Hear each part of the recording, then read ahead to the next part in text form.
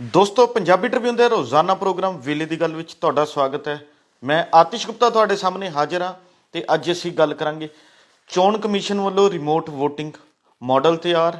ਇਹ ਮਾਡਲ ਕੀ ਹੈ, ਕਿਸ ਤਰ੍ਹਾਂ ਕੰਮ ਕਰੇਗਾ, ਇਸ ਦੇ ਨਾਲ ਹੀ ਅਸੀਂ ਗੱਲ ਕਰਾਂਗੇ ਜੀਰਾ ਸ਼ਰਾਬ ਫੈਕਟਰੀ ਮੂਹਰੇ ਚੱਲ ਰਹੇ ਪੱਕੇ ਮੋਰਚੇ ਬਾਰੇ ਕਿ ਉਸ ਦੀ ਹੁਣ ਤੱਕ ਕੀ ਲੇਟੈਸਟ ਅਪਡੇਟ ਸਾਹਮਣੇ ਆਈ ਹੈ, ਉਸ 'ਚ ਵੀ ਇੱਕ ਨਵਾਂ ਮੋੜ ਦੇਖਣ ਨੂੰ ਮਿਲਿਆ। ਕੀ ਮੋੜ ਹੈ, ਉਹਨਾਂ ਸਾਰੇ ਮੁੱਦਿਆਂ 'ਤੇ ਗੱਲਬਾਤ ਕਰਾਂਗੇ ਤੇ ਪ੍ਰੋਗਰਾਮ ਦੀ ਸ਼ੁਰੂਆਤ ਕਰਾਂਗੇ ਚੋਣ ਕਮਿਸ਼ਨ ਤੋਂ, ਕਿਉਂਕਿ ਸਾਡੇ ਦੇਸ਼ ਦੇ ਵਿੱਚ ਚਾਹੇ ਕੇਂਦਰ ਸਰਕਾਰ ਹੋਵੇ ਚਾਹੇ ਸੂਬਾ ਸਰਕਾਰ ਹੋਵੇ, ਇਹਨਾਂ ਸਰਕਾਰਾਂ ਦੀ ਚੋਣ ਲੋਕਾਂ ਰਾਹੀਂ ਕੀਤੀ ਜਾਂਦੀ ਹੈ, ਲੋਕਾਂ ਵੱਲੋਂ ਵੋਟਾਂ ਦੀ ਵਰਤੋਂ ਕਰਕੇ ਕੀਤੀ ਜਾਂਦੀ ਹੈ। ਤੇ ਇਹੀ ਸਰਕਾਰਾਂ ਜਿਹੜੀ ਚੁਣੀ ਹੋਈ ਸਰਕਾਰਾਂ ਹੁੰਦੀਆਂ ਨੇ, ਉਹੀ ਕੋਈ ਵੀ ਪਾਲਿਸੀ, ਕੋਈ ਵੀ ਕਾਨੂੰਨ ਜਾਂ ਲੋਕਾਂ ਦੇ ਹਿੱਤ ਵਿੱਚ ਕੋਈ ਵੀ ਫੈਸਲਾ ਲੈਣਾ ਹੋਵੇ, ਇਹ ਸਾਰੇ ਕੰਮ ਜਿਹੜਾ ਹੈ ਇਹ ਸਾਡੀਆਂ ਸੂਬਾ ਤੇ ਕੇਂਦਰ ਸਰਕਾਰ ਕਰਦੀ ਹੈ।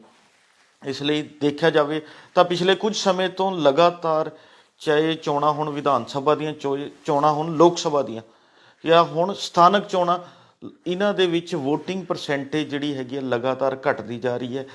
ਜਾਂ ਤਾਂ ਐਂ ਕਹਿ ਲਈਏ ਲੋਕਾਂ ਦਾ ਰੁਝਾਨ ਜਿਹੜਾ ਹੈ ਵੋਟਿੰਗ ਤੋਂ ਪਿੱਛੇ ਹਟਦਾ ਜਾ ਰਿਹਾ, ਲੋਕ ਵੋਟਿੰਗ ਤੋਂ ਜਿਹੜਾ ਹੈਗਾ ਆਪਣਾ ਮੂੰਹ ਫੇਰਦੇ ਜਾ ਰਹੇ ਨੇ। ਇਸ ਦੇ ਨਾਲ ਹੀ ਗੱਲ ਕਰੀਏ, ਇਸ ਦਾ ਇੱਕ ਹੋਰ ਵੱਡਾ ਕਾਰਨ ਰਹਿ ਰਿਹਾ ਕਿ ਵੋਟਿੰਗ ਪਰਸੈਂਟੇਜ ਘਟਣ ਦਾ, ਵੱਡੀ ਗਿਣਤੀ 'ਚ ਸਾਡੇ ਦੇਸ਼ ਦੇ ਲੋਕ ਜਾਂ ਤਾਂ ਭਾਰਤ ਤੋਂ ਬਾਹਰ ਹੋਰ ਦੂਜੇ ਮੁਲਕਾਂ ਦੇ ਵਿੱਚ ਉੱਥੇ ਪੜ੍ਹ ਰਹੇ ਨੇ, ਉੱਥੇ ਰੁਜ਼ਗਾਰ ਹਾਸਲ ਕਰਕੇ ਕੰਮਕਾਰ ਕਰ ਰਹੇ ਨੇ, ਜਾਂ ਐਂ ਕਹਿ ਲਈਏ ਇੱਕ ਸੂਬੇ ਦੇ ਲੋਕ ਦੂਜੇ ਸੂਬੇ ਦੇ ਵਿੱਚ ਰਹਿ ਰਹੇ ਨੇ, ਉੱਥੇ ਰੁਜ਼ਗਾਰ ਕਰ ਰਹੇ ਨੇ, ਉੱਥੇ ਕੰਮਕਾਰ ਕਰ ਰਹੇ ਨੇ।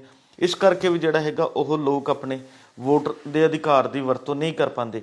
ਪਰ ਗੱਲ ਕਰੀਏ ਤਾਂ ਚੋਣ ਕਮਿਸ਼ਨ ਦਾ ਇਹ ਦਾਅਵਾ ਹੈ ਵੀ ਕਿ ਉਹਨਾਂ ਵੱਲੋਂ ਹਰ ਸਾਲ ਜਿਹੜੇ ਵੀ ਹਲਕੇ 'ਚ, ਚਾਹੇ ਸੂਬੇ ਦੀ ਚੋਣਾਂ ਹੋਣ ਚਾਹੇ ਕੇਂਦਰ ਦੀਆਂ ਹੋਣ, ਤਾਂ ਉਸ ਦਿਨ ਉੱਥੇ ਜਿਹੜਾ ਹੈਗਾ ਉੱਥੇ ਨਾਲ ਸੰਬੰਧਿਤ ਲੋਕਾਂ ਨੂੰ ਜਿੱਥੇ ਵੀ ਰਹਿੰਦੇ ਹੋਣ ਉਹਨਾਂ ਨੂੰ ਛੁੱਟੀ ਦੇ ਦਿੱਤੀ ਜਾਂਦੀ ਹੈ ਤਾਂ ਜੋ ਆਪਣੇ ਉਹ ਘਰ ਜਾ ਕੇ, ਆਪਣੇ ਪੋਲਿੰਗ ਸਟੇਸ਼ਨ 'ਤੇ ਜਾ ਕੇ ਵੋਟ ਦੀ ਵਰਤੋਂ ਕਰ ਸਕਣ।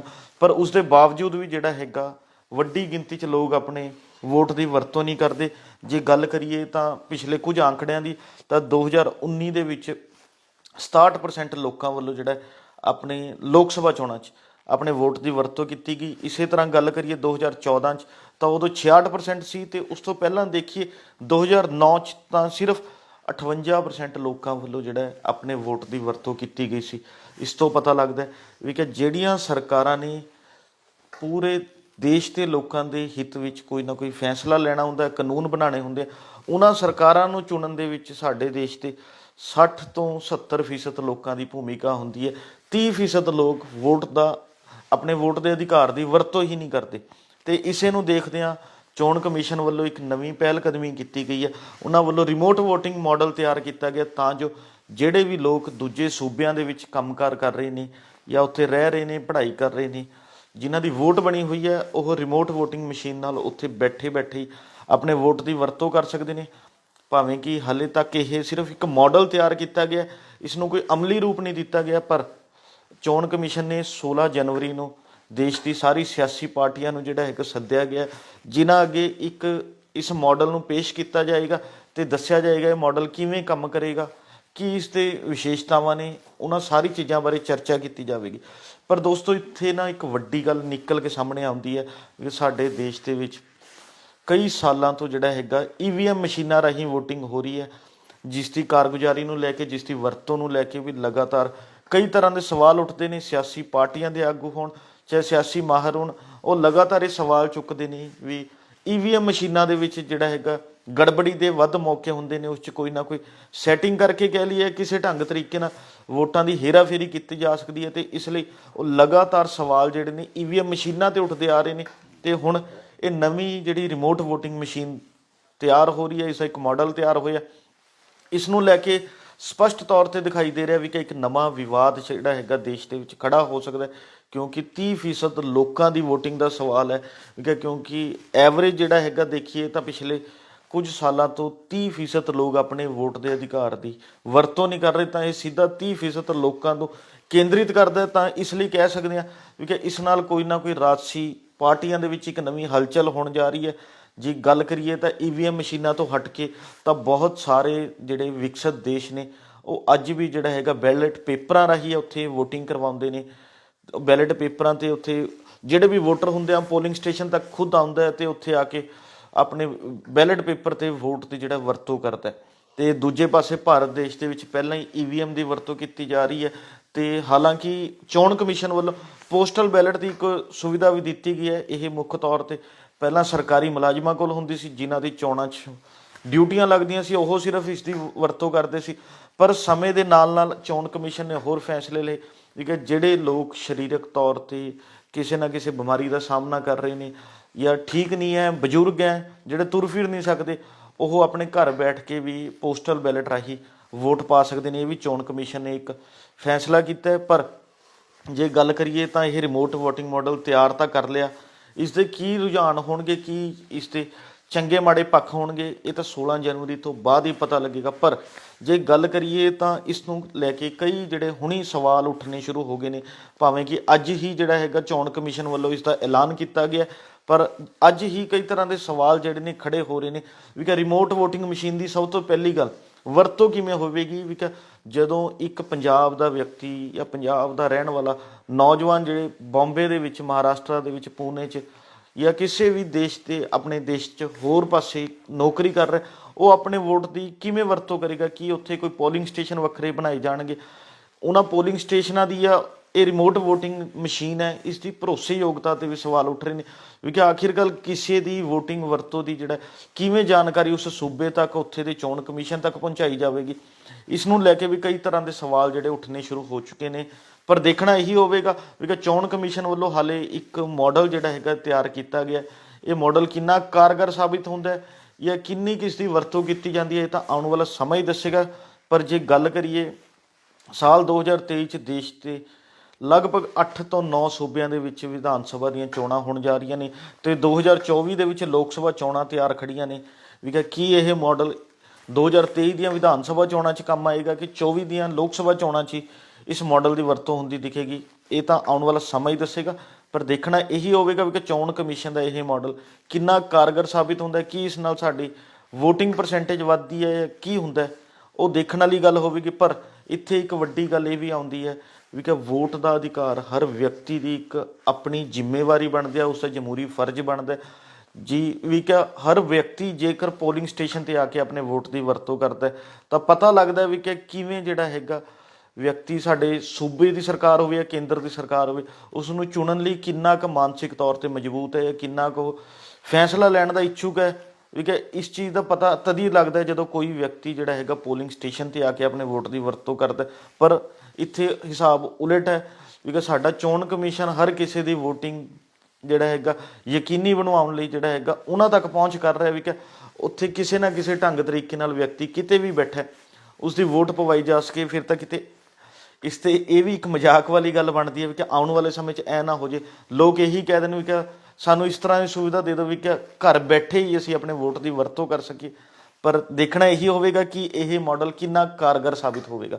ਇਸ ਦੇ ਨਾਲ ਹੀ ਗੱਲ ਕਰੀਏ ਜੀਰਾ ਫੈਕਟਰੀ ਦੇ ਬਾਹਰ ਚੱਲ ਰਹੇ ਪੱਕੇ ਮੋਰਚੇ ਬਾਰੇ, ਤਾਂ ਉਸ 'ਚ ਇੱਕ ਨਵਾਂ ਮੋੜ ਜਿਹੜਾ ਹੈਗਾ ਦੇਖਣ ਨੂੰ ਮਿਲਿਆ। ਲੰਘੇ ਦਿਨ ਸ਼ਰਾਬ ਫੈਕਟਰੀ ਦੇ ਜਿੰਨੇ ਵੀ ਪ੍ਰਬੰਧਕੀ ਅਧਿਕਾਰੀ ਨੇ, ਉਹਨਾਂ ਨੇ ਮੀਡੀਆ ਦੇ ਸਾਹਮਣੇ 5 ਮਹੀਨੇ ਬਾਅਦ ਆ ਕੇ ਆਪਣਾ ਪੱਖ ਰੱਖਿਆ, ਗੱਲਬਾਤ ਕੀਤੀ ਹੈ। ਫੈਕਟਰੀ ਦੇ ਇੱਕ ਅਧਿਕਾਰੀ ਪਵਨ ਬਾਂਸਲ ਨੇ ਕੱਲ੍ਹ ਜਿਹੜਾ ਹੈਗਾ ਇੱਕ ਪ੍ਰੈਸ ਕਾਨਫਰੰਸ ਕਰਕੇ ਇਹ ਗੱਲ ਦਾ ਦਾਅਵਾ ਕੀਤਾ ਵੀ ਕਿ ਜੀਰਾ ਸ਼ਰਾਬ ਫੈਕਟਰੀ 'ਤੇ ਜਿਹੜੇ ਦੋਸ਼ ਲੱਗਦੇ ਆਏ ਨੇ ਕਿ ਜੀਰਾ ਸ਼ਰਾਬ ਫੈਕਟਰੀ ਕਰਕੇ ਸ਼ਰਾਬ ਫੈਕਟਰੀ ਦੇ ਆਲੇ ਦੁਆਲੇ ਕਈ ਪਿੰਡਾਂ ਦਾ ਪਾਣੀ ਗੰਦਲਾ ਹੋਇਆ, ਪ੍ਰਦੂਸ਼ਿਤ ਹੋਇਆ ਗਿਆ, ਜਿਸ ਕਰਕੇ ਉੱਥੇ ਇਲਾਕਿਆਂ ਦੇ ਵਿੱਚ ਬਿਮਾਰੀ ਫੈਲ ਰਹੀ ਹੈ। ਬਿਮਾਰੀਆਂ ਫੈਲਣ ਨਾਲ ਹੋਰ ਜਿਹੜਾ ਲੋਕ ਬਿਮਾਰ ਹੋ ਰਹੇ ਨੇ, ਮੌਤਾਂ ਦਾ ਸ਼ਿਕਾਰ ਹੋ ਰਹੇ ਨੇ।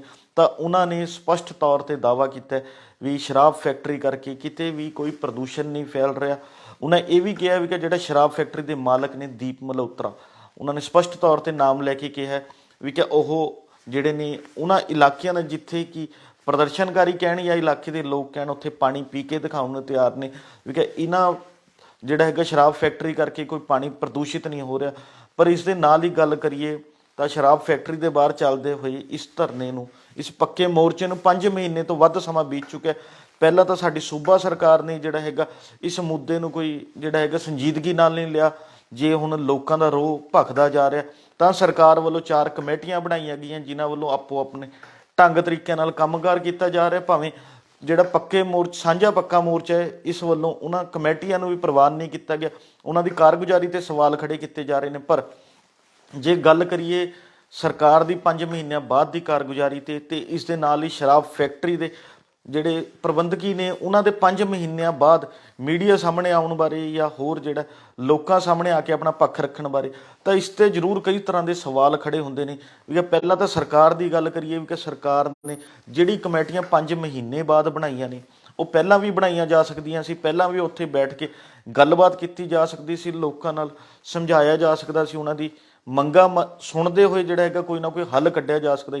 ਪਰ ਸਰਕਾਰ ਉਸ ਤਰ੍ਹਾਂ ਕੁਝ ਵੀ ਜਿਹੜਾ ਠੋਸ ਕਦਮ ਚੁੱਕਣ ਦੇ ਵਿੱਚ ਕਾਮਯਾਬ ਨਹੀਂ ਹੋ ਸਕੀ। ਤੇ ਉਸ ਦੇ ਨਾਲ ਹੀ ਗੱਲ ਕਰੀਏ ਸ਼ਰਾਬ ਫੈਕਟਰੀ ਦੇ ਪ੍ਰਬੰਧਕਾਂ ਦੀ, ਤਾਂ ਉਹਨਾਂ ਵੱਲੋਂ ਵੀ ਇਹ ਦਾਅਵਾ 5 ਮਹੀਨੇ ਬਾਅਦ ਕੀਤਾ ਗਿਆ।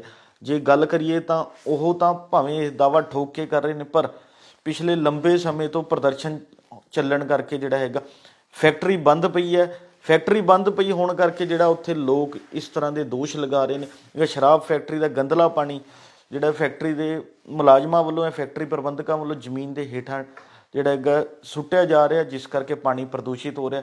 ਉਹ ਤਾਂ ਫੈਕਟਰੀ ਬੰਦ ਹੀ ਪਈ ਹੈ, ਬੰਦ ਪਈ ਹੋਣ ਕਰਕੇ ਪਾਣੀ ਜਿਹੜਾ ਹੈ ਜ਼ਮੀਨ 'ਚ ਇਸ ਸਮੇਂ ਸੁੱਟਿਆ ਹੀ ਨਹੀਂ ਜਾ ਰਿਹਾ।